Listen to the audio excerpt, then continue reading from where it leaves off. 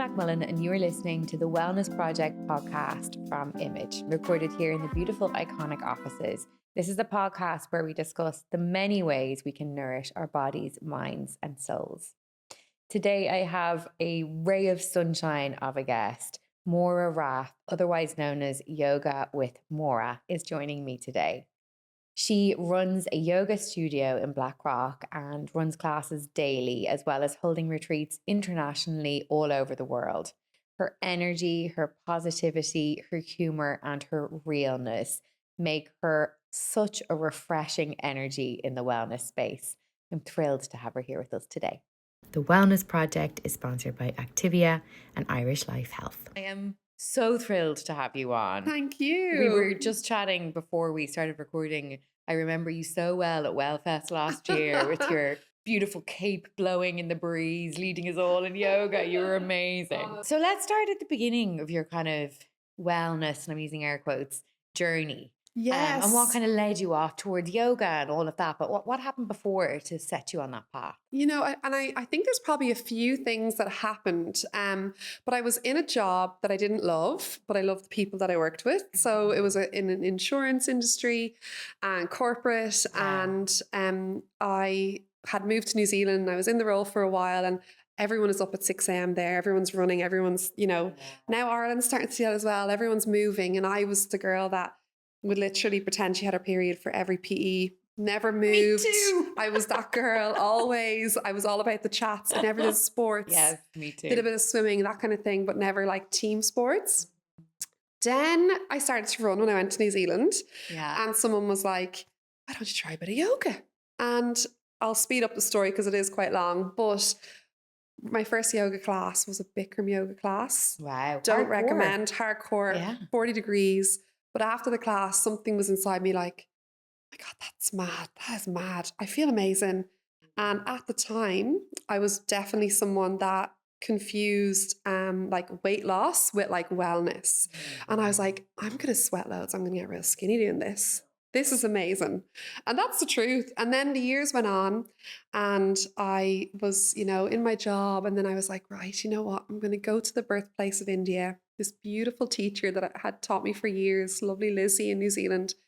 She recommended a school in India. And I was like, I'm going to go and move back to Ireland. I'm going to teach one yoga class every Saturday. And that's going to fill my cup. And I'm saying this in inverted commas. And then I'll have my real job, to live. And then I'll do that. And then they'll give me my little bit of joy. Wow. So that was the plan. That was probably the public plan. Okay. What was the private plan? The private plan was like, I would love to be Lizzie. Like, I want to do this full time. Yeah. I want to live, breathe this. I want to bring it back to Ireland. This was in 2017 and like things were different. And there was only a few people going, like Yoga Hub was here, but not many other studios were doing it. Like there was only a couple dashed around, a couple of classes. So went to India, literally eat, pray, love, all of it, sweated, tears, went for a month, ended up staying 3 months.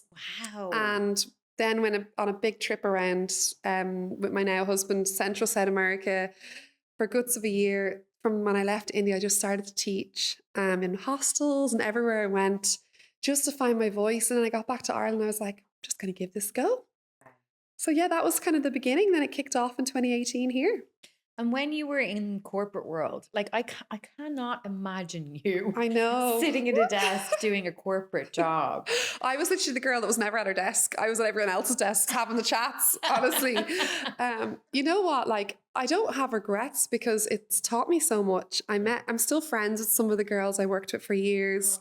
And like, it actually helps with things with running a business as well. Like, like the admin, the organization, the emails, like if I had never done that for a few years and, I don't know, like schedule meet, like all those kind of things you take for granted because you've just done it for years. Yeah. And then I meet people that are fresh into yoga, maybe that have never done that. I feel like it was an advantage in a weird way as well. Absolutely. Yeah. Because running a business is no joke. Absolutely. And you were running a really busy business as well. You were doing a lot. Yeah. Yeah, you need that skill set. That's it. And also I was a little bit delulu, like thinking that like literally I just go teach 2-3 yoga classes a day and I'd be happy. And, that's all I needed. And I'll work a couple of hours a day. You know, I'd found all my peace in India and I was like, that's all I need. I don't need anything. Then you move back to Ireland, reality check, Dublin rent, you know, like I was saying, needing to buy a new pair of Lululemons. Like I was back in Ireland, living the Western world. Yeah. And it was hard, you know, those years. It's still hard. And it's just, yeah. Yeah. You need to make the money, unfortunately. That's such, and I hate talking about it. And it gives me the ick, you know, the money side, because it's yoga and where it comes from. But the reality is, like, we need it to live in Ireland in this privileged world we're in. I think it's really refreshing to hear someone talk about that, because I think we can get, especially in the kind of wellness space, it can get very, oh, you need to do it. You know, 100%. and you're not really being real about the reality of the world, which actually is why you were so brilliant to follow and to listen to, because you are so real, you know, about everything, not It's just about the only money. version I can be. I know, but that's so Yeah. gorgeous. That's what people want. Yeah. People want that. I'm curious what wellness means, again, air quotes, what wellness means to you now and what it meant to you when you were in that corporate world and how that's changed. Yeah, I suppose in the corporate world, my wellness, it was just getting to a yoga class and feeling good and doing fitness and movement for my aesthetics of how I looked. And that's really, that's, you know, even yoga, you know, it's so good for toning your body and all this kind of thing. And I was doing it for that, but then I'd feel the bit of magic after, you know, that kind of, that high, that bliss, that calm, that detachment from all the things that were bothering you before. I didn't really understand what that was until I went to India and I kind of really worked on myself. And now what wellness means to me, so yeah, to feel good in my body years ago, to look good, now it would just be to have inner peace. And like just to find peace. And I think that is such a gift. I am not peaceful all the time. I'm literally peaceful probably twice a week. You know, after I'm doing my practices, I'm peaceful. But that's the goal, and to be healthy. And now it's like I'm 35 and I just think that longevity, I want to be doing this till I'm 99. And I think, you know, if you are a mom, I'm not, I'm just a dog mom, you know, being able to get on the floor with your kids and, you know, do whatever and move. And also then when you have grandkids, or if you don't have any kids like myself, just being able to move and be and feel good and not be in pain. And not be in pain. Yeah. Yeah. I mean, I even find now, like, I'm 38 and I'm waking up in the morning sometimes sore. Yeah. And it is such a lovely feeling to be able to stretch out and to feel connected to your body, and something that you can't take for granted as well. And honestly, 38, like, so people come into my retreats are in their 20s waking up feeling sore. Really? It's so common. And the good news is our bodies, we can change them, we can move them, and we can get rid of pain, you know, or learn how to live with it in a certain way, you know. So I just think that, like, whatever age you are, like some of my yoga retreats, I have women in their 70s and I have women in their 20s. And it's just amazing, you know? And what do you say to people who might go to a yoga class? Maybe, you know, I feel like most women have probably been to one yoga class at some point in their lives. Yeah. And I think, and like, it's been me that I've even been to a yoga class and been like, oh, no, this is not for me, because it's the first time and you can't really do it and you can't move the way that you want to move and it feels difficult. What do you say to those people? I say you haven't found the right teacher. So I have been to so many hundreds and hundreds of yoga classes over the years. And even like in this year, I've been to yoga class. I'm like, no, that teacher doesn't do it for me. Not saying they're a bad teacher, but I think everyone's different. Everyone's different. And if you're going to a yoga class and the teacher feels like she's talking Sanskrit and she's on a pedestal and she's talking about all these things that you're like, I just want to know how to stretch my arm, you know, or feel my core, and it's not making sense, don't give up on yoga. Go to another teacher. It's like in the gym, you know, you go to a fitness class, you're like, oh, I like him, but he's, you know, or she's, you know, bringing me down, or it doesn't feel right. And I just think, you know, keep going until you find that special teacher. I love that. Yeah. Can you talk to me, you've touched on it a few times now, but about your relationship with your body? Oh, it's a work in progress. Sorry, me too, sister. Me too. I am so curious when you talk about you were going to yoga because, oh my God, Bikram is going to sweat lots and it means I'll get skinny. I can hear myself saying that. I can hear my friends saying that. How did you change that frame of mind? And how has your relationship evolved with your body over the years? Yeah, like I suppose, like through the gift of social media, I suppose. Like Wow. it's been an absolute gift and a curse, and I think it's how Yeah. you use it. And I suppose I wasn't even aware back, 10 years ago that there was a thing called diet culture. And, that famous Kate Moss quote, quote was how nothing tastes as good as skinny feels. Like I used to love that quote. Me too. I think I might even had it on my fridge in college. Of Like that, course. Yeah, like, probably me too. and it's crazy. And I suppose when I really think about women, like and bodies and how powerful our body is, whether you're in your cycle, your 28-day cycle, or, the length of your cycle, whether you're past your cycle, what we can do with our body, and to starve or to not fuel yourself to be a random model size or what you think is a size is crazy. And I know men go through it as well. But it's something, and I'll be really honest with you, Dominique, that like I wake up most days thinking about losing weight. Yeah, me too. Like, and that's Me being too. honest, and I'm working on it. And I have to stop myself and be like, holy shit, your hips, your belly, you can feed it, you can move, you're here, it's a gift. And I just think that like I've just started to share a little bit about it on social media because I'm scared to share it as well. And also, it was just, I do a lot of content creation for my job. And last summer, I was making a video and here I am holding in my belly. Yeah.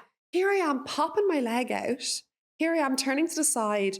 And I'm like, that means I'm part of the problem. I am saying, oh, this is what you need to look like to do yoga. Like, that's absolute bull.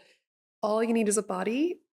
I could talk about this a lot and I'm really passionate about it. And I'm learning because even, with my language now and what we say as women, we were just talking about leggings before. We were like, oh, I almost said in my tongue, oh, they hold you in all the Yeah. places and make you look like this. I did say that. Yeah. I said they suck you in, which And is like, awful. why? I Why don't are you wanna be being sucked in? If we go to like, I was in Rome there last year and you go into the Vatican and you see all or not the not sure if they're in the Vatican, but wherever they are, the women nude. What do you see? Curves? I hope they're not nude in the Vatican. Yeah, that's what I was thinking. I don't think that was the Vatican. I don't think that was in the Catholic Church. But you see, But I know what you mean. you see these curvy old like, and that was normal, and now we're just like fighting with it, and young girls fighting with it. And then you have something like Ozempic, which is just, I felt like we were getting to an okay place. Yeah. Still not a good place, but better than we had been in the Yeah. last few years. And then something like Ozempic comes along. And It's and I'm hearing so much about it, and it's really interesting, and I find it just so fascinating. But a main thing to really like today, even when I'm scrolling, I've heard so many people get hot girl summer ready. And yeah, let's get hot girl summer ready with your hair, your makeup, with clothes, whatever. But when it's coming from a fitness trainer, what is she trying to say to you? yeah, that Like, you're not okay the way you you're are. not hot. You can't have summer. Are you? And it's crazy. Or I seen this other girl, I was like, oh, tone your arms. And she was showing her arms before. I was like, they are normal arms. And it's everywhere. And then you have a beautiful few women that are shouting from the rooftops that they, want you to have your real body and curves. And like, they're kind of labeled as like problems or big, strong feminists. Feminists is just, it's all being mixed, construed. And yeah. Yeah. No, sorry. I'm with you. I'm like, I could not agree more. Yeah. And it's so omnipresent in our culture, in the messages we receive, that we don't even see it or hear it. We're not even aware of it anymore. And hearing you say that you wake up every day thinking about your body and being skinnier, I feel when you say that out loud, I'm like, oh God. Like that feels like a relief for me to hear you say that. Because I'm like, me too. And I think feel we like all that too. do. Or I'm going to the loo and my belly's over my knickers and I'm like, oh my God, Stay to me. stay to me. I'm What am I doing? gross. Or I'm Yeah. like teaching a yoga class and then I'm it's online and I see my belly afterwards and I'm like, oh, that, and I'm like, Who gives no one cares. No, And no nobody woman cares. is judging you. Every woman's judging themselves. Sorry, excuse me. You are beautiful. You are And so beautiful. oh gosh. And like, even I feel like go way out of that. You know what I mean? Like, no, but you literally came in here today and I was like, you look at you, glowy and you're pink and you're beautiful. And like, that's the only thing other women are thinking about other women. that's it. I know. And I also know, like, I know I don't have a bigger body. Yeah. And I know that I'm not plus size, but I am a size 12. And that for me is like back when I was like a size 8, 10, I would have felt that was huge, Yeah. which is wild. And I also know that, ladies that are plus size or in bigger bodies and they're a size 20, 22, 24, they're so triggered by me coming on and talking about my weight. How dare she when she's tiny? It's all in everyone's entitled to it, but it's really interesting, isn't it? It's layered and complicated It's so layered. and so emotional. So emotional. What do you think about the people that would call the wellness industry an industry that is cleverly disguised as the diet industry? And I think in some ways it is. Yeah, I think so talking about what wellness means, if wellness means inner peace, calm and having balance, then it's not. But if wellness is disguised as, having a six pack or wearing little hot pants, you can wear hot pants, whatever size you are, wear them. I'm like, wear the hot pants. But then I can see that, but I'm trying to stop that. Me too. Yeah, because I also think that those few people are spoiling it on all the other people that are doing something good and helping people feel better. Talk to me about your hosier yell moment of wearing a crop top. It's so funny. Like when I was probably 2 sizes smaller, I wouldn't wear a crop top. And just because I've always had a soft belly. And I just think that like I now wear crop tops because I love wearing a matching set. And I love wearing a crop top because I just feel like I move better, my yoga practice. And, I would have, not have went to a public class and taught it without a long top probably like 3 years ago. So even the days that I'm feeling fat, I'm wearing that crop top because it's actually helped me, in my opinion, to normalize and to feel better in my own body. Yeah. Then you say those air quotes for listeners on that fat. Yeah, because I'm not fat, Yeah. But it's so, like all of this is so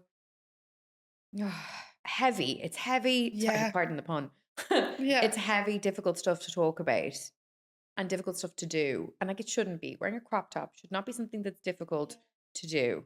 And also as a wellness provider and as someone that gives yoga classes and meditations and talks, you're supposed to have it all together and all right. And I just think that no one has it all together.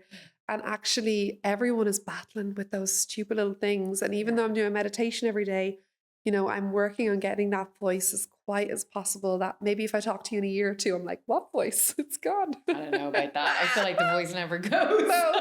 I'd love to interview someone who's like, no, I've completely calmed and shushed my inner critic. Probably the I don't monks hear them in anymore. India, in the monasteries, probably have that. Yeah. Can you talk to me about the mind-body connection? Yeah. When you touched on meditation there, so you do meditation every day? Yes, I do. Wow. Most days, like I would say, every day I get to my studio, I would do a meditation. So Monday to Friday, and like even the weekends, I love a sleepy nighttime Sunday meditation. And meditation comes from yoga, and it's like one of the limbs that were kind of, there's 8 limbs in yoga, and it's like one of the ways, how to look after your mind. And that mind-body connection is so powerful. And I just feel that most of us don't have it all together. I definitely only have probably full connection to each part of my body probably over the last maybe 5 years, even though I'm practicing yoga like 12 years. And what does it mean? Mind body connection. And I think some people might be like, what does it mean? It means, to me, what it means is just having that connection with who you are in the moment, being aware of your body breathing, your heart beating. Like most women, and it goes back to the diet culture, we hold in our bellies and we breathe in our chest, and men. And we everything is just so like, on our chest and held. I just think that if we have moments, like I am definitely undiagnosed ADHD, you probably can tell I'm like all the time.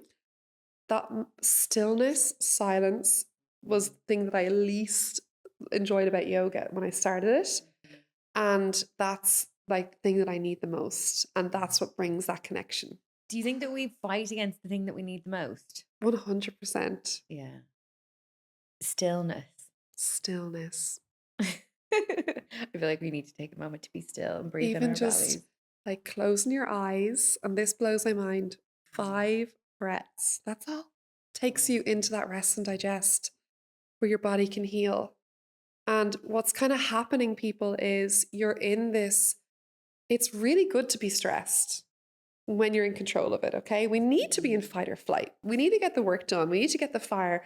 We need to push ourselves in the gym and lift the weights. That's your yang. That's your, you're in that sympathetic nervous system. You need to do it. But the problem happens is when people get chronically stressed, that they get sick, they get injuries, or it starts to fester. And then at night, you're trying to go to sleep. And the mind is like, everything's happening the minute you pause. Yeah. So, there's a lot of talk about getting in rest and digest all the time. No, you need both. Mm-hmm. And when you do yoga, or running, doesn't have to be yoga, or movement or something like that, you stress the body, you're in control, and then you're able to focus on breathing, calming. Maybe your meditation's a walk in nature. Oh, gorgeous. Yeah. It's by the sea. It's playtime with your kids. Like lying on the floor with them and that, like, no screen and just being with them. Like that could be your rest and digest. Wow, I've never thought about that before. Yeah. I feel like I didn't answer your question there. No, you did. You did. Did I? Yeah, you did. Start talking about the nervous system. No, because it is all about the nervous Yeah. system. And I think women in particular are so, we can live in that fight or flight mode. Yeah. And you don't even realize it's happening, and you're constantly, shoulders up around your ears. And I am the worst for this. Like my back has been absolutely, I was telling you before we started recording, my back has been in bits for the last 2 weeks. And I know that's because I haven't taken time to be still. And I do meditation, not as often as I would like to, but when I do, I see the benefits of it. Yeah. And when I do Pilates, I love reformer Pilates. And when I do that, I see the benefits of it. And not just the physical benefits To your mind, like for my mind. yeah. I do. And my shoulders come down and I get out of fight or flight. But it's so hard to do those things and to see the benefits of those things when you're in the fight or flight. 100%. And when you're in, you're in the chaos, you're in the storm, and the last thing you're like, I don't have time to book a class, or I don't have this. And I'm like, you do have time for 5 minutes to close your eyes. Yeah. Or 5 minutes pause. If you don't have time for that, you need to change some shit. Something's wrong. Yeah. And like, I don't know about you, like if you're being in the car and it's been crazy, you're a mum and your kids, and if you have that moment of silence in the car and you're like, just breathe. And if you need to take those couple of minutes a day, and then and then it's even like scheduling your yoga classes. I know that's so boring, but schedule your workouts, schedule your downtime. It's 100% key. If it's not in my iCal, it doesn't happen at That's the moment. it. So you do have to schedule it in. And what does meditation look like for you? What do you actually, like, talk me through what you actually do? Yeah, so there's loads of different meditations. Now, personally, I teach guided meditations, and some mixed with a lot of breath work and humming and chanting and that kind of thing. Gorgeous. But for me, sometimes it is putting on a chant, a yoga chant from Spotify, or just stillness, silence, and close your eyes. And I know that's hard for a lot of people, and it can be quite confronting. And you're like, oh, and the first few times you do it is going to be confronting. And the thoughts are going to come in, but it's not about emptying your mind. It's about not working out the problem in that moment. Yeah. Letting the thoughts come and go. Yeah. Recognizing them. Yeah. And if you are like, just put on, we all have our phones now, put on some sea sounds, put on some whale sounds, put on some birds if you're nowhere, and do something like that for 5 minutes and close your eyes and just breathe. It can be so simple. So simple. We don't have to complicate it. You don't even need to go to a teacher. You can do it yourself. Yeah. Community. I want to talk about community Yeah. because I feel like you have this incredible community around you that you've created that is special, joyful, fun, Yeah. real. Talk to me how important community has been for you on your kind of journey. Honestly, everything. And I think where it really came from was when I first started to work from working in a team for years, being in a big friend group, being in a big family, always around people. Yeah. And then suddenly you're working on your own and you're not around anyone. And then you start to feel a bit lonely. And so for me, the community, the connection, yoga means union, means togetherness. And, traditionally it's packed practice with loads of people all the time. Yeah. But now I'm online. I'm by myself, teaching loads of people around Ireland, but by myself. So really, it was my community being my sunrise clubbers. Is what you're talking about? My sunrise clubbers. Yeah. So this is such a precious community, and I'm so grateful for everyone. That's even if you've ever just been to one of the clubbers, everyone's welcome. In lockdown, I started to give free online yoga for like 12, 13 weeks on, I don't know if you remember the Instagram lives. They're still there. But anyway, I was giving them out in 2020. And then I started my online studio and it all started to go. And then I kept saying for those first 2 years of lockdown, one day, guys, I'm going to get us in a big field together and we're all going to just meet and hug and have the crack. And then in 2022, things finally lifted that July. And I was like, right, lads, I'm going to do a meetup. And I'm obsessed with sunrise. I've always loved that early kind of start. And well, not always, probably in my adult life. Yeah. Maybe since I moved to New Zealand, that was kind of brought me that. And then I just said, let's get together. And the first one, I think I had 20 of my yogis. And then it's just grown and grown. And now, like, we just had on Saturday, I think like 300 people. It was huge. I could see it on Instagram. I was dying to go. Yeah, you're so welcome. You should come. I will be there at the next one, 100%. Yeah. But 300 people is no joke. I mean, that is a big group. It's amazing. Especially at sunrise. Like I know. and like people come from, all, like we have multicultural, like all over. But I have had people I have this lovely group of girls that were from like Dubai come say hello to me the last time that were living in Dublin. And we have people driving up from Limerick and Wexford, and it's in Dublin. It's in near Sandy Cove. And it's just a good laugh. Yeah. And it's not a perfect yoga class. Yeah. It's not about focusing on your form, your flexibility. It's about having a good stretch. We salute the mother sun.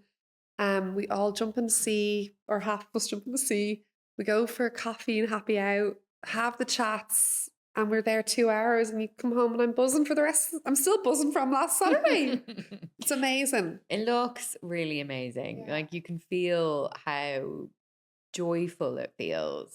Yeah. And how joyful you feel actually. Like, and I'm curious as to whether that's really intentional, that kind of fun joy that you bring. Yeah.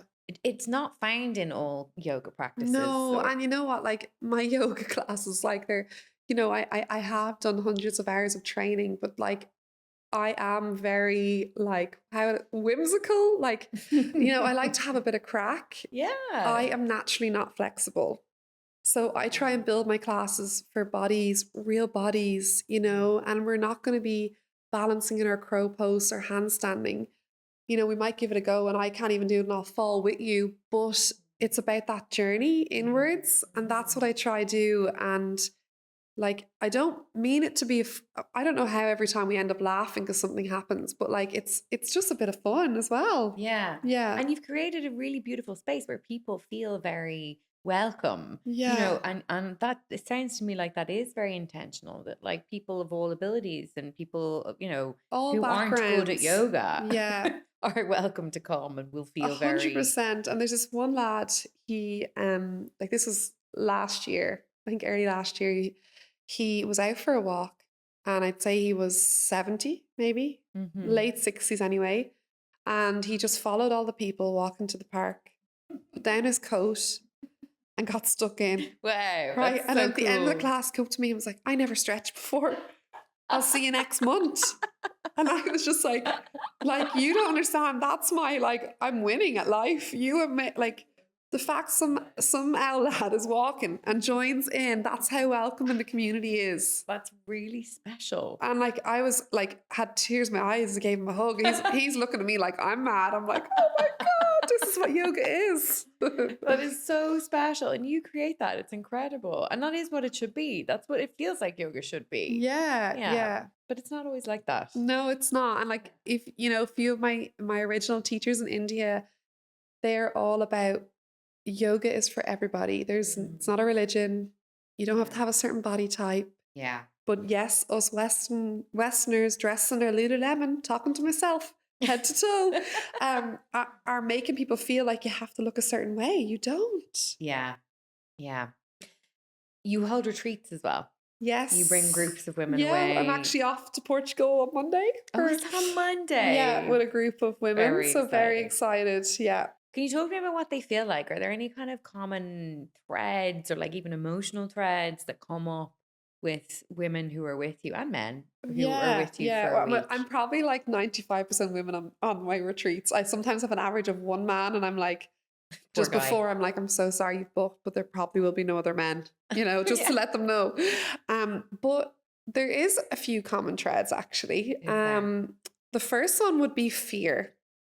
I would have a lot of people that would message me or email me and be like, hey, I want to do this, but none of my friends are free. Or at that time, I couldn't come on my own, could I? I'm like, girl, the best thing you will ever do is come on your own to a retreat, because sometimes you come with a friend and then you're talking about your kids, or you're talking about home gossip, or you're talking whatever, or you're not, you have to be the person you are with them. Yeah.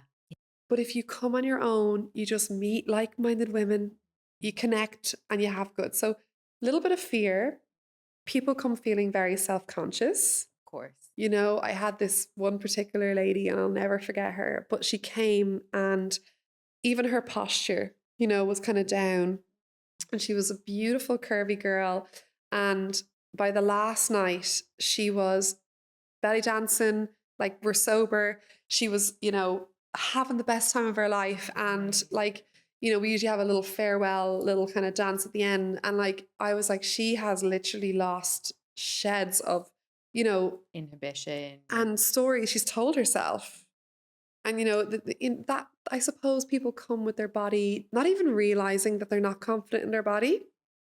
A lot of women would come that would be probably overworked. Yeah. No balance. And they're just like so busy and they're on the verge of a burnout. So they come on a retreat. And then they get reminded that they have everything already in within. Yes, a yoga retreat's amazing, but you just sometimes need something like that. You don't need a yoga retreat, but sometimes you need a reminder of how good it feels to feel good. Nice. Yeah. How good it feels to feel good. And that's something you forget, right? Absolutely. Like if you haven't been to Reformer in months and then you go, the first few classes, you're like, this is so hard. This is so crap, you know? And then you get to that point where it's like, okay, I feel good in my shoulders or my core. Then you want it more. And then you remember. Then you'll go back. Yeah. Burnout and working. I wonder whether you as a business owner, as well as someone who practices you're all reading me this, like a book now.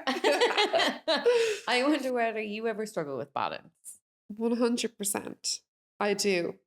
Now I'm in a good little balancing moment at the moment. Great. Okay, so there's definitely times that I really do struggle with it. Okay, so if it's January, it's my busiest time of year. I have a 30-day yoga challenge. So I'm on every day at 6 a.m. or 6:30 a.m. for 30 days. Then that weekend I have a yoga retreat. I'm working. Then it's a family, I don't know, christening. Then there's a wedding, right? Yeah. All of a sudden I am getting up every day at a certain time. I'm trying to keep all my friends happy, all my family happy, and I'm trying to do everything. And then I'm trying to run a business. People want yoga class in the morning. People want yoga classes at night. So I go through stages where I am, say, like 2024, my word was yes. my yes year. 2025, I'm still saying yes because I have this fear that like, oh, it might run out, you know? This is a good time for me. That being said, it's so much better when I choose days to have off. So I'm really trying to have Sundays off now. Sundays. Sundays. Okay. Sundays are my day. When I'm on yoga retreat and I'm with people, and when I'm at sunrise yoga, I am alive and kicking. Yeah. That's my love, my joy. Like I feel so blessed. That's what I get to do every day. But when I'm at home and I'm trying to get my VAT returns, I'm trying to get my admin, and I have 50 messages coming into my DMs, and I feel like I have to reply to everyone. Yeah. That's when I'm like, what are you doing replying to people? You're at 10 o'clock at night when you're up at 5. So doing the job itself, I love. If all I had to do was teach the yoga, dreams come true. Maybe one day I'll have someone that helps me do all the other stuff. But like that's the kind of where I'm at with it. You will have someone who'll help you with the Yeah. yoga stuff. I can Yeah. see that happening quite soon for you. Mm. What are your kind of warning signs if you're starting to feel imbalanced? Because it can happen without you even realizing. Have you identified any kind of warning signs where you're like, oh, Yeah. So like not a doctor here, right? Not yes. any medical professional at all. But if I start to get a little bit sick Yeah. and people are like, oh, there's a virus going around.